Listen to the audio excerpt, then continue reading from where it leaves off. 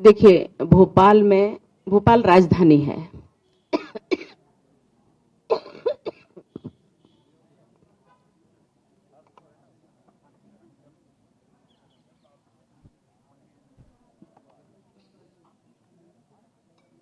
भोपाल राजधानी है मध्य प्रदेश की।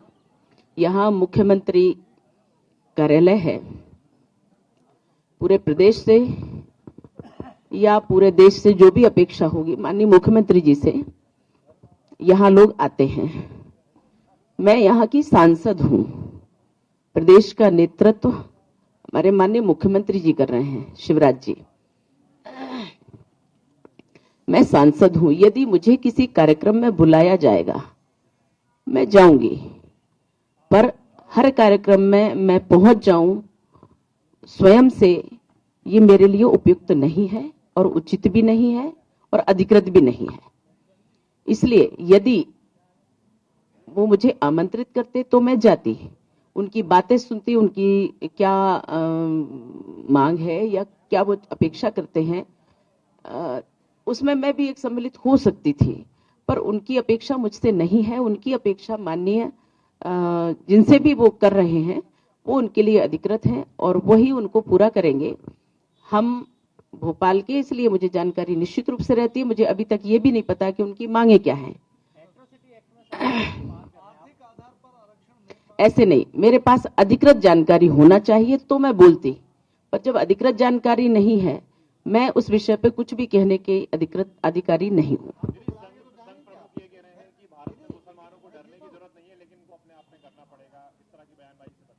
देखिए, भारत जब स्वतंत्र हुआ, धर्म के आधार पर पाकिस्तान बन गया, भारत का विभाजन हो गया। अब भारत को खंडित नहीं कर सकते, खंडित नहीं होने देंगे।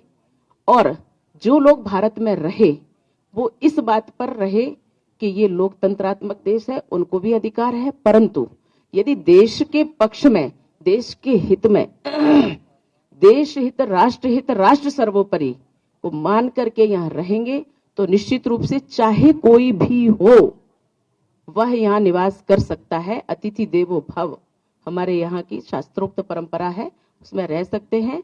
परंतु जिस प्रकार से अलग ये हमारा देश और विचारधारा अलग, यहाँ का कार्य, यहाँ खाना पीना और गुणगान किसी और देश के, कहीं और कुछ होता है तो वहां क्या पक्ष लेना और देश को, हमारे को गलत बोलना, ये स्वीकार किसी को भी नहीं होगा, जो भी देशभक्त होगा उसको।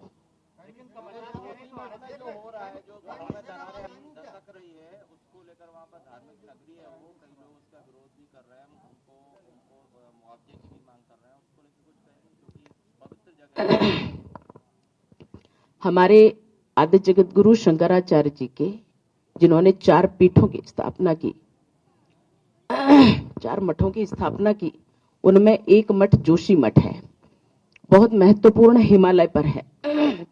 उसमें अभी प्राकृतिक दृष्टि से जो भी वहां परिवर्तन हो रहा है, तो वहां सभी को संयम और बड़ी धैर्यता से उसका सामना भी करना है और अपनी भावना को बनाए भी रखना है। कहीं भी किसी प्रकार से उनको उद्वेलित नहीं होना है, किसी के बहकावे में नहीं आना है, अनर्गल प्रलाप करने की आवश्यकता नहीं है, क्योंकि माननीय प्रधानमंत्री मोदी जी ने वहां पूरी तरह से रेस्क्यू करने का और व्यवस्थाएं करने का, उनको सुरक्षित रखने का, वहां के लोगों को सुरक्षित रखने का, मठ को सुरक्षित रखने का पूरा संकल्प लिया और प्रयास कर रहे हैं। इसलिए आप सब लोग इस प्राकृतिक आपदा को थोड़ा सा उसी रूप में लें। मुझे लगता है इसमें किसी प्रकार की कोई विवाद की आवश्यकता नहीं है। तत्काल जितना भी इंफ्रास्ट्रक्चर डेवलपमेंट होता है, उन्होंने इंफ्रास्ट्रक्चर माफिया का भी शब्द का उपयोग किया था कि तत्काल प्रभाव से इंफ्रास्ट्रक्चर रोक देना चाहिए, नया निर्माण रोक देना चाहिए।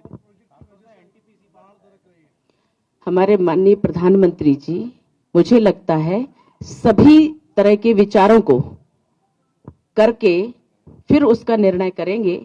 हम अभी कुछ भी नहीं कह सकते, क्योंकि हम यहाँ बैठे हुए हैं। हम वहां के बारे में, ना मैं वैज्ञानिक हूं और ना मैं भूगर्भ देखता हूं, तो इसलिए जो भी है, हम अपने नेतृत्व पर, अपने देश के नेतृत्व पर पूर्ण विश्वास करते हैं और हम अपेक्षा निश्चित रूप से सभी से करेंगे कि धैर्य बनाए रखें। मोहन भागवत जी ने कहा है कि एलजीबीटी कम्युनिटी का सम्मान करके जो निजता है उसका भी ध्यान रखना चाहिए। भारत में सबकी निजता का ध्यान रखा जाता है। भारत में सभी को बोलने का अधिकार है, पर यह भी निश्चित रूप से इस अधिकार का दुरुपयोग जो नहीं करेगा उसका सम्मान सदैव किया जाता है भारत में, और सभी करते रहेंगे। ये हमारी संस्कृति है। दीदी, आपका जो कर्नाटक का बयान था उस पर 100 रिटायर्ड आईएएस आईपीएस लिख के आपकी संसद की सदस्यता निलंबित करने की, बर्खास्त करने की मांग करी, चिट्ठी लिखी। मैं संविधान का, कानून का पूर्ण पालन करती हूं। अभी जो रिटायर्ड हैं उनको क्या आवश्यकता पड़ गई, वो तो बहुत कुछ जानते हैं। वर्तमान में तो कभी किसी ने शिकायत नहीं की। क्या सिर्फ वो कानून पे चल रहे हैं या वही कानून जानते हैं? और कोई कानून नहीं जानता जो वर्तमान में सर्विस में है? करें शिकायत। जनता को भी पता होगा कि क्या अच्छा है, क्या बुरा है, क्या कानून है, क्या गैर कानूनी है। ऐसा है, देश में तमाम प्रकार के, तमाम विचारधारा के लोग रहते हैं, और यदि मैंने महिलाओं की, लड़कियों की सुरक्षा के लिए यदि उनके अधिकारों को याद दिलाया तो इसमें उनको तकलीफ होने की आवश्यकता नहीं है। मेरी सदस्यता रहे तो वो खुश हो जाएंगे, या मेरी सदस्यता चली जाए तो वो खुश हो जाएंगे, इसका मैं बिल्कुल परवाह नहीं करती। सब अपने अपने गिरेबान में झांके, विरोध करने वाले अपने अपने गिरेबान में झांक के देखें। हम अपने स्वाभिमान, अपनी महिलाओं का स्वाभिमान, महिलाओं की शील की मर्यादा, महिलाओं के सम्मान के लिए सदैव खड़ी हूं और खड़ी रहूंगी। हमें ऐसे लोगों की बिल्कुल परवाह नहीं है। मैं, देखो, नेता क्या है, मैं पहले तो नेता नहीं थी, आज नेता हूं, परंतु मैं पहले भी महिलाओं के अधिकार के लिए या समाज के अधिकार के लिए, अच्छे समाज के निर्माण के लिए तब भी खड़ी थी, आज भी खड़ी हूं।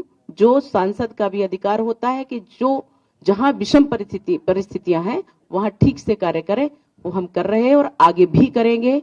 हमारे ऊपर, हम गैर कानूनी काम नहीं करेंगे, ये हमारा संकल्प है। हम संविधान का अपमान नहीं करेंगे, ये हमारा संकल्प है।